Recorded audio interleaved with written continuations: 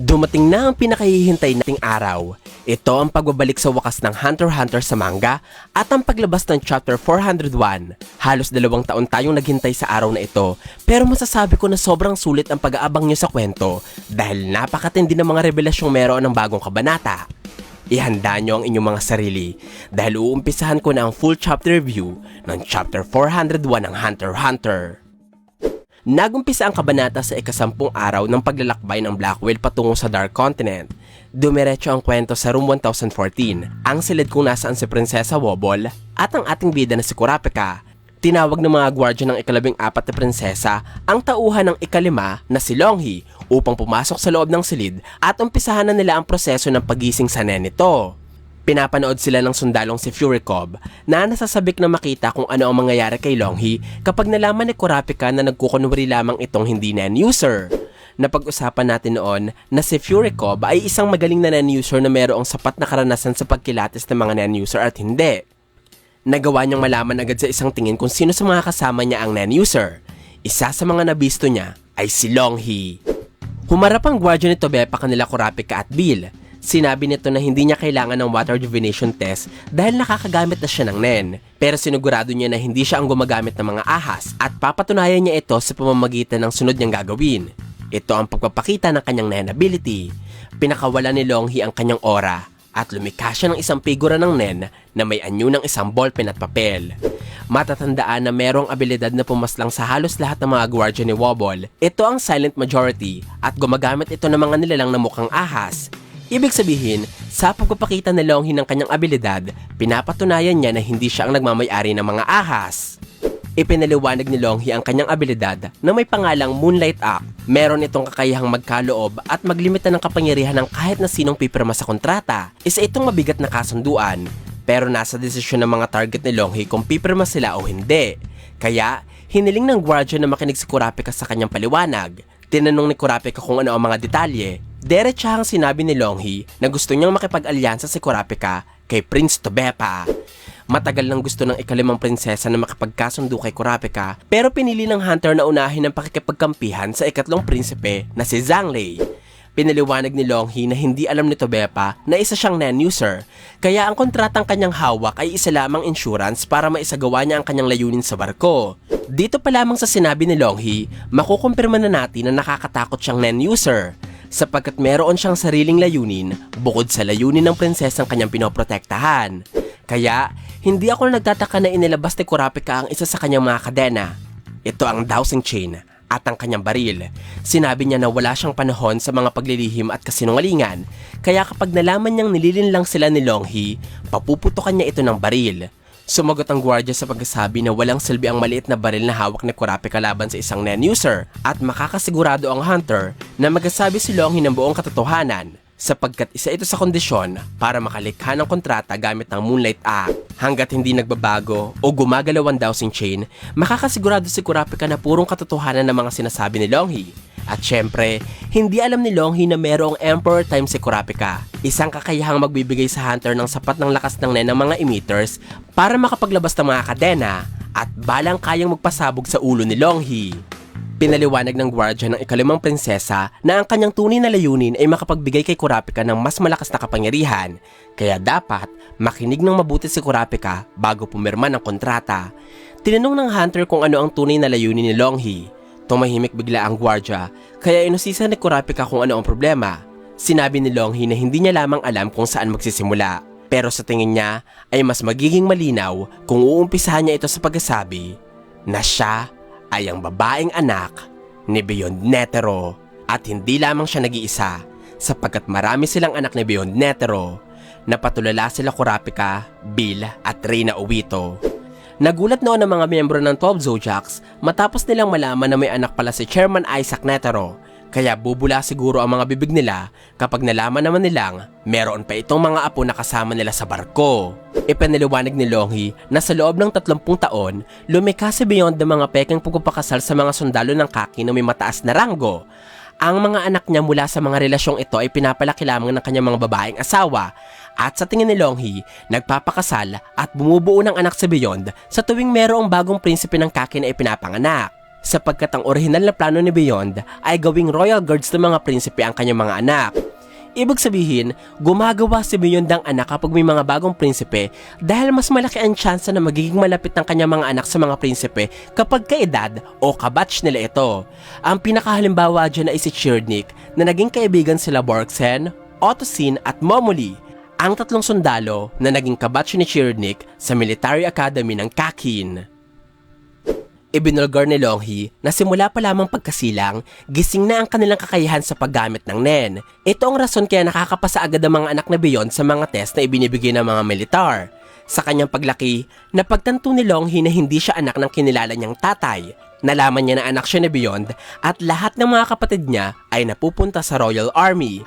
Tinanong ni Kurapika kung sigurado ba si Longhee dito. Sinabi ng gwardya na oo, sapagkat narinig niya din ito sa usapan ni Beyond at ng kinilala niyang ama. Sinabi ni Longhee na siya at ang kanyang mga kapatid ay pinalaking walang alam tungkol sa relasyon nila kay Beyond at sa kung sino-sino ang mga kapatid niya. Pero napagtahi-tahi lamang ni Longhee ang lahat. Alam natin na posible ang pagkakaroon ng Nen kahit pagkasilang pa lamang. Halimbawa dyan ay si Merwem. Pero si Merwem ay nagmula sa lahi ng isang kakaibang nilalang. Kaya mapapaisip ka kung anong klaseng halimaw si Beyond para makalikha ng sanggol na meron ng matinding kapangyarihan. Pinaliwanag ni Longhee na kapag ang isang tao ay isinilang na meron ng kakayahan sa paggamit ng Nen, gumagana ang instinct ng mga sanggol at nagkakaroon din sila ng natural na kaalaman sa paggamit ng Zetsu at Ten upang maprotektahan ang kanilang sarili mula sa matinding pagkapagod. Ibig sabihin, ang pagkakaroon ng kaalaman sa Ten at Zetsu simula noong siya ipinanganak ang rason kung bakit nagawa ni Longhee na maitago ang kanyang pagiging Nen user mula sa matalas na mata ni Kurapika. Sa kabila ng kakayahan ni Longhee sa Nen, ipinaliwanag niya na isa lamang itong side effects ng Nen attack ni Beyond, sapagkat ang kanyang ama ay naglagay ng sumpa sa kanilang mga magkakapatid. Nalaman niya ito mula sa kanyang half-sister na nagngangalang Makaha. Nag-aral din ito sa Military Academy at dapat ay madidestino kay Prinsesa Camilla. Pero hindi naging royal guard si Makaha dahil bumuo ang ikalawang prinsesang si Camilla ng sarili nitong hukbo na isasama sa barko. Dahil sa kabiguang mapasama si Makaha sa Royal Army, naging balisa at nagbago ang mga magulang nito sa kanya. Kaya nag-imbestiga si Makaha ng rason at dito niya natagpuan ang kapatid na si Longhee. Matapos ang seed urn ceremony ng mga prinsipe at prinsesa, nakilala nila Longhee ang isang magaling na Nen user na nagawang madiskubre ang sumpang inilagay ni Beyond sa kanila. At ang sumpang ito ay magsisimulang gumana sa oras na sila ay mamatay. Alam natin na may mga Nen na lalong lumalakas kapag namamatay ang isang Nen user. Ibig sabihin, kung merong papatay kay Longhee ngayon, maa-activate ang sumpang nasa katawan niya para patayin din ang isa sa mga prinsipeng target ni Beyond. Inutusan ni Longhee si Kurapika na gumamit ng Gyo. Pagkatapos ay ngumanga ang babaeng gwardya. Itinaas ang dila at ipinakita na sa ilalim nito ay meron siyang itinatagong isang mata. Napapalibutan ito ng mga kakaibang teksto at itim na mga marka. Ayon kay Longhee, ipinaliwanag sa kanila ng nakilalang magaling na Nen user na siya at si Makaha ay mga malalakas na cursed offering at maaaring lagpas sa 10 silang magkakapatid. Posible din na bukod sa mga malalakas na cursed offering, meron ding mga mas mahihinang cursed offering bilang paghahanda sa kung ilang prinsipe ang makakasama sa succession contest. Base sa paliwanag ni Longhee, maihahalin tulad natin ng mga anak na Beyond sa mga have-nots ng ikalawang prinsesa na si Camilla.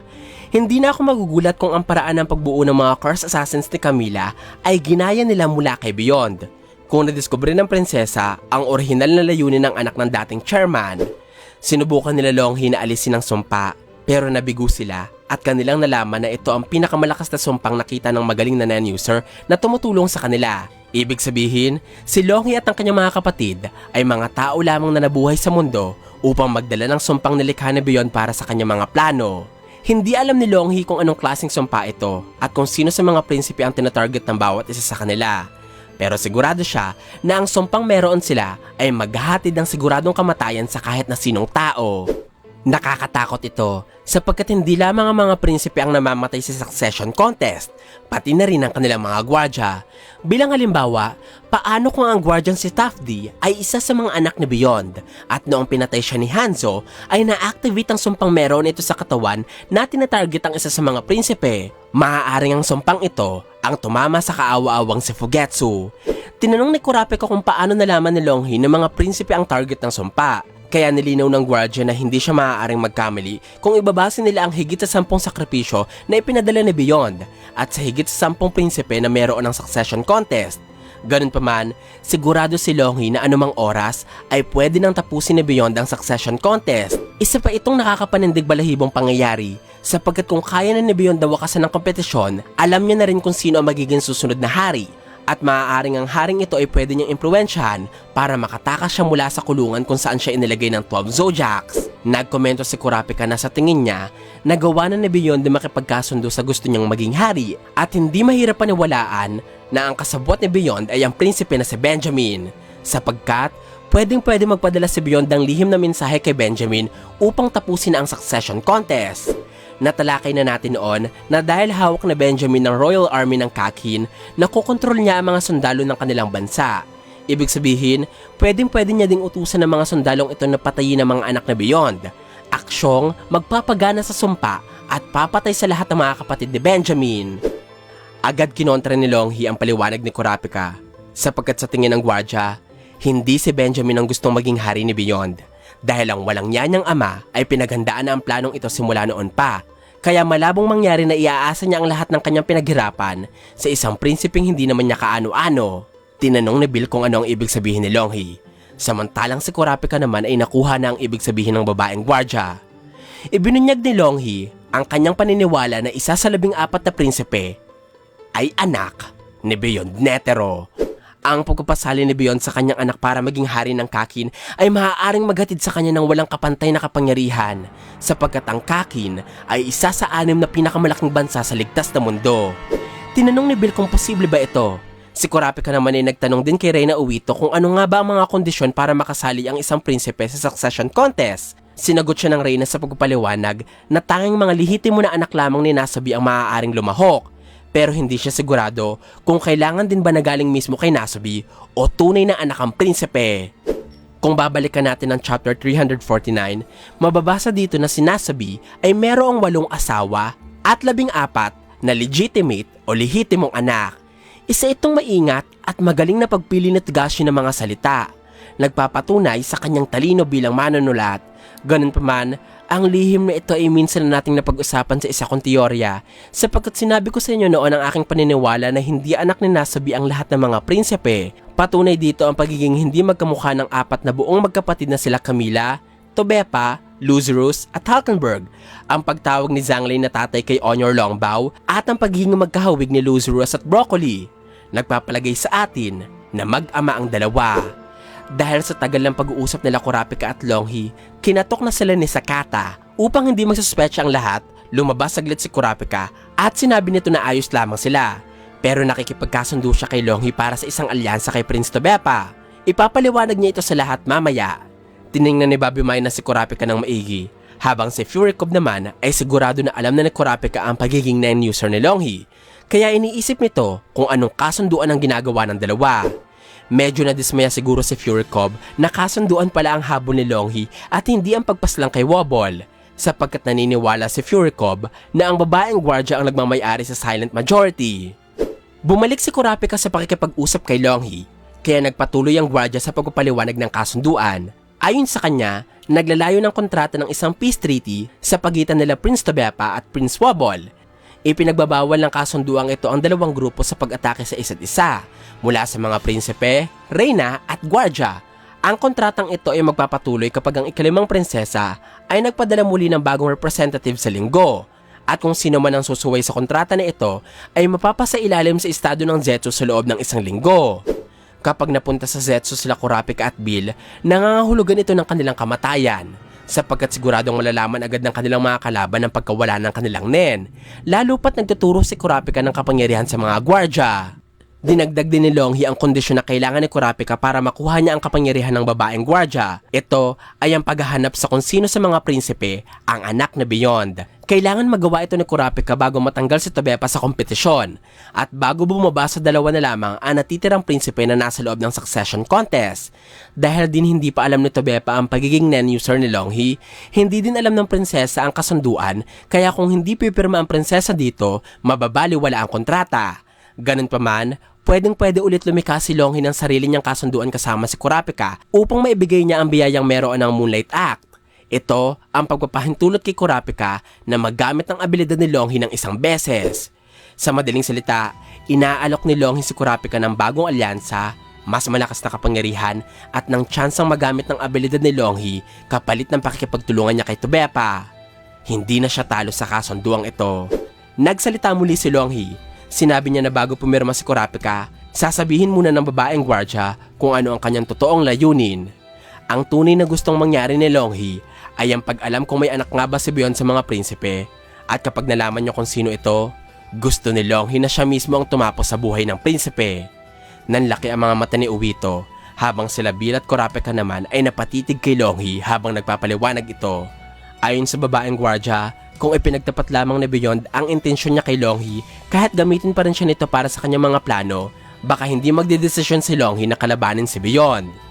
Naiintindihan ko ang pinagmumulan ng babaeng gwardya sa eksenang ito, sapagkat napakasakit nga namang malaman na nabuhay ka lamang sa mundo para maging tagadala ng isang sumpa na papatay sa mga balakid ng plano ng iyong ama. Kaya para makaganti, sisirain ni Longhi ang plano ni Beyond sa pamamagitan ng pagpaslang sa inihanda nitong tagapagmana. Lumabas na si Kurapika at Longhi mula sa silid, at napansin ni Fury Cub na hindi naglaban o hindi nagtalo sila Kurapika. Nakita niya din na parang umiyak si Longhi. Nahihirapan si Fury Cub na malaman ang sitwasyon, pero sigurado siya na mayroong kasunduang nabuo sa loob ng silid. Tinawag ni Kurapika si 10-3 dahil ito na ang susunod sa water divination test. Lumapit si Fury Cub kay Bobby Mina at sinabi nito na sa tingin niya ay oras na para magpalit ng pwesto ang sundalo. Hindi sumagot si Bobby Mina at tahimik niyang iniisip kung ano ang nangyari sa loob ng silid.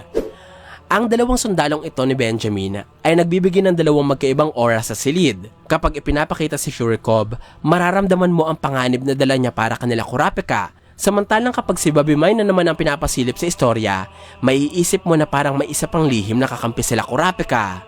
Sa huling pahina ng chapter 401 ay nagpapakita sa Nen user na nagpapatakbo ng lahat at kanina pa nating pinag-uusapan. Ito ay si Beyond Netero. Nakaupo siya habang nakaposa sa kanyang selda. Meron siyang hawak na libro at mukhang tapos na niya itong basahin dahil nanghihingi pa siya ng isang libro sa kanyang tagapagbantay na si Kanzai. Sinabi ng Tiger ng Zodiac na basahin na lamang muli ni Beyond ang libro o magsulat ito ng sarili niyang istorya.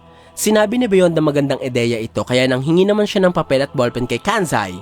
Pero tinanggihan pa rin siya ng Tiger ng Zodiac at sinabi nitong meron namang balbas at dugo na pwedeng gamitin si Beyond. Nakakatawa na nanghihingi ng ballpen at papel si Beyond, dalawang bagay na meron sa abilidad ng kanyang anak na si Longhi. Parang nagsasabi ito sa atin na ang mga bagay na gusto niyang makuha ay hawak ng kanyang anak at nasa desisyon ni Longhi kung ibibigay niya ito o ipagkakait ng kagustuhan ng walang hiya niyang ama. Sinabi ni Beyond na kung nag-iingat si Kanzai kaya ayaw nitong magbigay ng ballpen at papel, dapat ay maisip din nito na kaya ni Beyond na durugin ang kanyang ulo gamit ng libro. Tinawanan lamang siya ni Kanzai at parang kumpiyansa siya na maiiwasan niya lamang ang mga pag-atake ni Beyond. Tinanong ni Kanzai kung meron pa bang ibang request ni Beyond. Sumagot ang malakas na Nen user sa pagkasabi na meron siyang taong gustong makausap. At tinanong niya si Kanzai kung pwede niya bandalhin ang taong ito sa kanyang selda. Si Kanzai ang isa sa pinakamalakas sa Zodiacs ayon kay Hisoka, pero siya ang pinakabobo sa grupo base sa mga eksena niya sa istorya. Sana ang kabobohan niyang ito ay hindi umabot sa pagpayag niya sa kahilingan ni Beyond na makausap ang isang tao, sapagkat kapag nagkamali si Kanzai, maaaring mapaaga ang pagpapadala ni Beyond ng mensahe sa kanyang mga tauhan para tapusin ang mga buhay nila Longhi at ng iba pa niyang mga anak. Pangyayaring magwawakas sa succession contest.